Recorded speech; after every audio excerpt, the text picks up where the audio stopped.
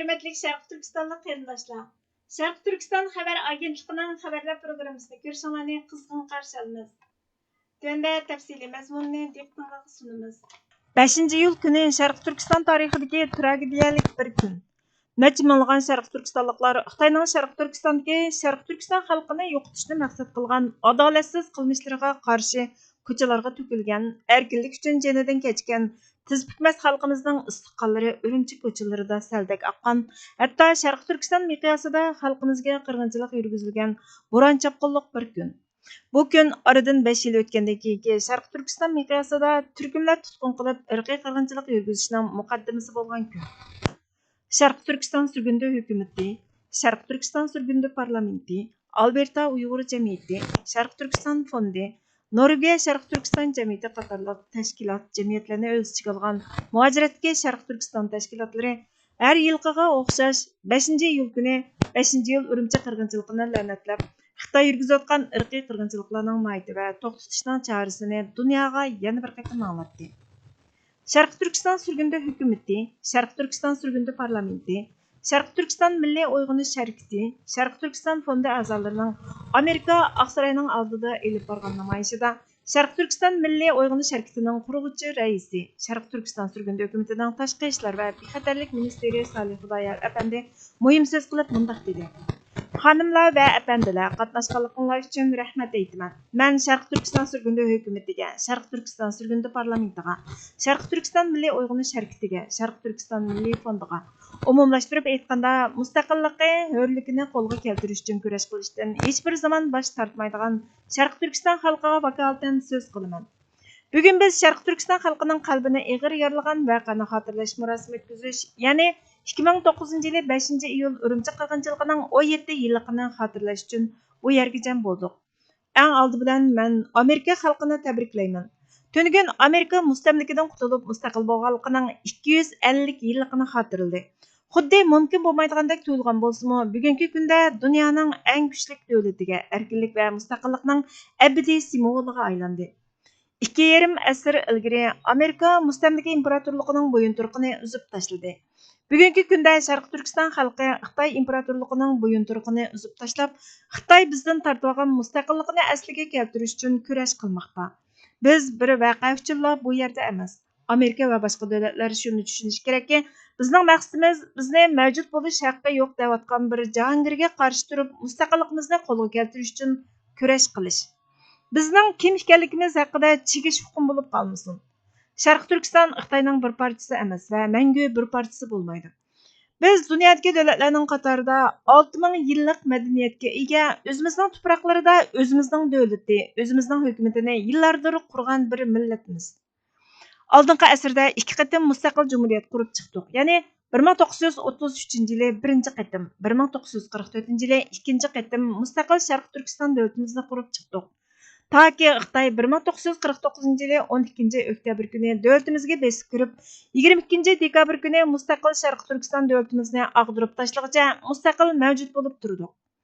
Biz Xitoyni parchalamoqchi bo'lgan bo'lgunchi emas. Biz ishg'oliyat ostidagi o'zimizning haq, huquq va tariximizga asoslanib mustaqilligimizni asliga keltirish uchun kurash qilayotgan farqli millat. Xitoyning davlatimizni haqsiz ishg'ol, mustamlika, xalqimizni qo'l qilib olganligi, xalqimizga irqiy qirg'inchilik yurgizayotganligining sababi mushu yerda. 17 yil burungi bugungi kunda minglagan Uyg'urlar Urumchi ko'chalariga to'kilib, Xitoyning Shanguan shahridagi o'yinchoq zavodlarida qatl qilingan Uyg'urlarga adolat talab qilib, tinch namoyish o'tkazib, mas'uliyatini surishti qilishni, shon sharafini talab qildi. Xitoyning buningga qaytargan javobi har vaqtga o'xshash o'q yomg'iri yog'dirish, qalaymqon tutqun qilish, yo'qotib etish, zo'ravonlik, ya'ni terrorlik yurgizishdan iborat bo'ldi. Uyg'ur erlar va yoshlar uylaridan ko'chalarga qo'g'lab chiqarilib, g'oyib qilindi. Xitoy turmalariga qamaldi. Barliq ammo kollektiv jazolashning nishoniga aylandi. Bular zo'ravonlikning o'zligidan tasoddifiy maydonga kelish bo'lmasdan, balki davlat tashkillagan mos holdagi terror, zo'ravonlik va bostirish keyin yurgizilgan irqiy qirg'inchilik harakatining boshlang'ichidan iborat edi. Biz bugun shohid bo'layotgan irqiy qirg'inchilik bu yil 13-yiliga kirdi. Bugun Sharq Turkistonda yuz berayotgan irqiy qirg'inchilik bir aslama emas. Mush vaqtning o'zida yuz berayotgan reallik. 10 milyonlagan Uyg'ur va boshqa turkiy xalqlar jazo lagerlariga qamaldi. Sharq Turkistonning mustaqilligini asliga keltirish, xalqimiz duch kelayotgan azob-uqubatni azaytishning adolat va asosiy haq-huquqlarimizga, mavjudligimizga kafolatlik qilishning birdan-bir yo'li. Үрімчі qirg'inchiligi va davomlashayotgan irqiy qirg'inchilikni o'z ichiga olgan har bir qirg'inchilikda issiq qonlarini eqitgan shehidlarimizga ehtirom bildirishimizning birdan-bir yo'li. Biz Amerika va dunyodagi boshqa demokratik davlatlarni so'zdan halqib, ahamiyatli harakatlarni qo'llanishni talab qilamiz. 2009 yılı 5. iyul günüdeki Ürümçi qirg'inchiligi va keyingi barliq jinoyatlarning mas'ullarining mas'uliyatini surishti qilishni talab qilamiz. Biz Sharq Turkistonni besilingan davlat deb e'tirof qilishni talab qilamiz. Konkret tadbirlar orqali Xitoyning irqiy qirg'inchiligini, majburiy emgakka selishini, mustamlika bo'ysundirishini oxirlashtirishni, siyosiy, diplomatik va boshqa barliq zarur qo'llashlar orqali Sharq Turkistonning mustaqilligini asliga keltirishni talab qilamiz. Birleşken Devletler Teşkilatı'nın mustamlika ostidagi davlat millatlarga mustaqillik berish ahdnomasini ijro qilishini talab qilamiz. İnsan haqlarida ching turadigan hech qanday hukumat irqiy qirg'inchilik oldida sukut qilmaydi. O'z taqdirini o'zi belgilashga hurmat qilgan har qanday davlat dunyodagi eng chong mustamlika ishg'oliyatiga sal qarmaydi. Adolatni qadrlaydigan har qanday jamiyat bir butun millatning tamoman yo'qolib ketishiga qarab turmaydi. Xuddi oldingi oqshom prezident Trump mustaqillik da'vosi yashsin deganidek Amerika Qo'shma Shtatlarining mustaqilligi va hurligini e'lon qilishining bosiga yetkili bo'lmaydi. Biz Amerikani adolat da'vosini qilayotganlar bilan birlikda turishga chaqiriq qilamiz. Biz 17 yil burungi Urumchi qirg'inchiligining va izchil davomlashayotgan irqiy qirg'inchilikning dahshatlarini xotirlaymiz. Vafot bo'lgan shehidlarimizni, hayotligi, erkinligi uchun kurash qilayotgan qul qilingan qarindoshlarimizni eslaymiz. Birlikda ovozimizni chiqaraylik va Xitoy imperial zulmiga birlikda taqobil turaylik. Biz Amerika va boshqa barliq erkin dunyoni adolat uchun, hurlik va mustaqilligimiz uchun qilayotgan kurashlarimizni qo'llashga, Sharq Turkiston, Tibet, Mongoliya qatorliq asr davlatlarning mustaqilligini qayta asliga keltirib, hurlikka erishguncha ular bilan birlikda dast turishga chaqiriq qilamiz. Mustaqillik da'vosi yashsin, Sharq Turkistonning mustaqilligi yashsin dedi. Namoyishchi ommaning Sharq Turkistonga mustaqillik, adolat, Sharq Turkiston xalqiga hurlik talab qilish shiorlari atrofni qopladi. End China's genocide! End China's genocide! End China's occupation! End Chinese occupation! Kanadaning Alberta shahrida Sharq Turkiston surgunda hukumati, Sharq Turkiston surgunda parlamenti, Alberta Uyg'ur jamiyati a'zolari jam bo'lib namoyish o'tkazdi. Va uningdan boshqa Norvegiya Sharq Turkiston jamiyatining boshchiligidagi Norvegiyada yashaydigan Sharq Turkistonlik qarindoshlar 5-yil Urumchi qirg'inchiligini xotirlash munosabati bilan Sharq Turkistonning mustaqilligini asliga keltirish kurshini xalqaroning qo'llashini qo'lga keltirish maqsadida Norvegiyaning poytaxti Osloda namoyish o'tkazdi.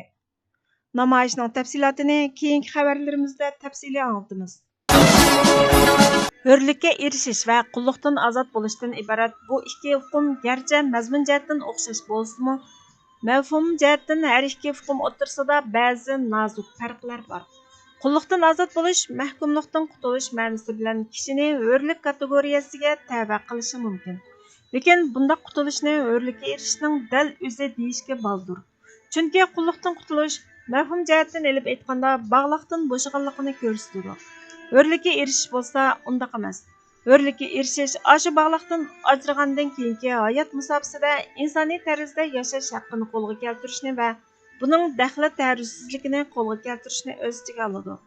Musulmonning hurligi mana bu insoniy haq soyasida har bir hur inson kabi o'z haqqi va huquqiga malik bo'lib yashash. Yashagandimi Tangrining yer yuzidagi nizomiga uyg'un keladigan yashash imkoniyatini yaratish, uning adolatini yer yuziga joriy qildirish va undan bahramon bo'lishni kafolatga ega qilishdir. Bu ma'nodan musulmon kishi inson bo'lish sifatida hurlikdan bahramon bo'lg'uchi shaxs hisoblansa, musulmon bo'lish sifatida ushbu hurlikni muhofazat qilishga va uni kafolatlantirishga mas'ul bo'lg'uchi mukallaf inson hisoblanadi. Qur'ondagi yer zamin va tog'larga sunilganda rad qilishga duch kelgan omonatni qabul qilgan mas'uliyatli inson mana bu ma'nodagi mukallaf insonni, ya'ni musulmon insonni ko'rsatadi. Insonlik tabiiy fitratga uyg'un yashashni shart qilsa, musulmonlik Aşı fitratning haqqini yaratquchiga ado qilishni va uni himoya qilishni mas'uliyatga aylantirishni majburiyat qiladi. Bu ma'nodan musulmon deganlik mas'uliyatning va javobgarlikning egisi deganlikdir. Musulmon inson deganlik bo'lsa, mas'uliyatdor inson, samoviy vazifa yuklangan va buni o'z ustiga olgan inson deganlikdir. Mana bu asosda shundoq kesib aytishga bo'ladiki, musulmon inson vatani oldidami mas'uliyati va majburiyati bor bo'lgan, vatani borasida javobgarligi surishti qilinadigan insondir. Ona vatanini ozod qilish, uni hur vatan qilib qurib chiqish, mana shu mas'uliyat va majburiyatlarning eng beshida keladigan, Tangri oldidagi javobgarligi va surishtisimi eng ig'ir bo'ladigan buyuk ishlardandir. Borxon Muhammadning yozmasidan ilindi. Bugungi xabarlarimiz bu yerda oxirlashdi. Bizga vaqt ayirganingiz uchun ko'pdan-ko'p rahmat. Kelar qitimqi programmamiz ko'rishguncha Allohga omonat bo'lgaysizlar.